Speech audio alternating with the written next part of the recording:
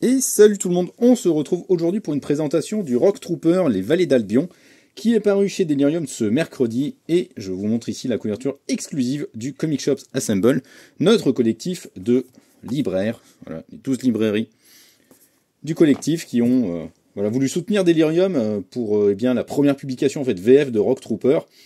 Rock Trooper, c'est l'autre personnage phare du magazine 2000 AD, ou 2000 AD si vous préférez, le magazine britannique dont Judge Dredd fait aussi partie.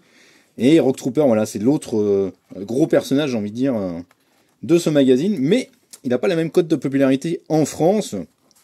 Peut-être la photo thématique, je ne sais pas. Enfin bon, bref, ça n'a jamais vraiment percé. Aucun éditeur ne s'est jamais vraiment lancé dessus. Il y a eu un jeu vidéo à l'époque PS2 qui est ressorti en remaster sur la PS4. Mais bon, on va vite l'oublier parce qu'il a... Bon, parce qu'il est assez médiocre, hein, on va bien le dire. Rock Trooper, qu'est-ce que c'est? Eh bien, c'est ce personnage-là, un GI génétiquement modifié dans le futur, qui livre des batailles en fait sur New Earth. Et le plot de départ, le point de départ de son histoire, c'est qu'il fait partie d'une escouade. Cette escouade va être trahie, et en fait, il traque ce traître. Et il a les compagnons d'infortune de son escouade qui sont décédés, mais il a leurs souvenirs, leur banque mémorielle encore en mémoire. Vous le voyez en fait juste là, vous avez 1, 2, 3. Et c'est en fait lié à son équipement. Vous voyez là sur le fusil, vous voyez le 2, là vous voyez le 1, et puis sur son barda, vous voyez le 3. En fait, voilà, la mémoire des membres de son escouade a survécu dans son équipement. C'est un des systèmes en fait de ces GI dans le futur. Et donc ils vont lui parler, ils vont le conseiller au fur et à mesure de sa quête. Et ici, en fait, c'est un récit complet signé par Garth Ennis, le scénariste de The Boys ou de Preacher. Et donc, voilà, si vous connaissez rien sur Rock Trooper, vous pouvez y aller, il n'y a pas de souci là-dessus. En fait, il va voyager dans le temps parce que la planète New Earth où il est, elle est proche d'un trou noir. Vous voyez, juste là. Voilà, juste là. Elle est proche d'un trou noir, donc forcément, il y a des phénomènes étranges qui arrivent. Et donc, il va voyager dans le temps jusqu'à la Première Guerre mondiale.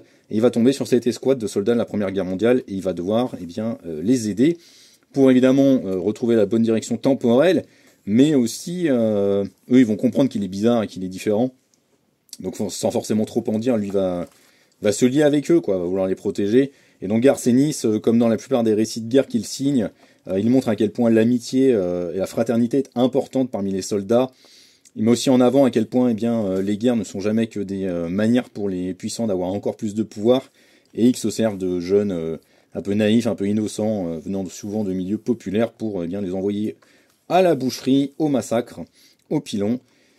Et c'est vraiment très bien, c'est très bien fait. Les dessins en noir et blanc de Patrick Goddard sont vraiment magnifiques. Ça, c'est une signature, hein, le noir et blanc de 2000 AD. Vous avez certains récits de Judge Dredd qui sont en couleur, mais parce qu'ils sont publiés dans d'autres versions du magazine.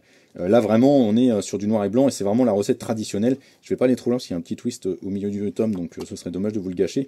Donc voilà, le noir et blanc, c'est vraiment la signature marquante en fait de Rock Trooper, malgré le côté bleu du personnage principal.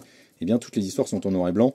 Et ici, le noir et blanc de Patrick Goddard est vraiment magnifique. C'est un dessinateur que je connaissais pas du tout, mais il m'a scotché, il m'a ravi, et c'est vraiment très très bien. En 100 pages, Garth Ennis livre un récit qui est vraiment puissant, qui est travaillé, qui est dense, parce que mine de rien, vous allez mettre du temps à le lire quand même. Voilà. Et puis comme d'habitude avec Delirium, il y a un très très bon boulot éditorial. Vous avez des couvertures, des croquis à côté. Et il aurait peut-être fallu aller, si on veut chipoter, un petit rappel historique sur l'importance du personnage de Rock Trooper. Mais c'est vraiment pour faire le chipoteur. Voilà, je sais pas trop quelles ont été les conditions de développement derrière, mais c'est toujours intéressant. Puis c'est très très beau, un très bel ouvrage en format un peu carré. Et donc c'est une variante exclusive au Comic Shops Assemble que nous vous proposons. Et si vous voulez découvrir Rock Trooper, si vous aimez les récits de guerre, les récits qui ont du propos quand même malgré tout derrière, foncez dessus parce que c'est vraiment de la très très bonne cam. Ciao!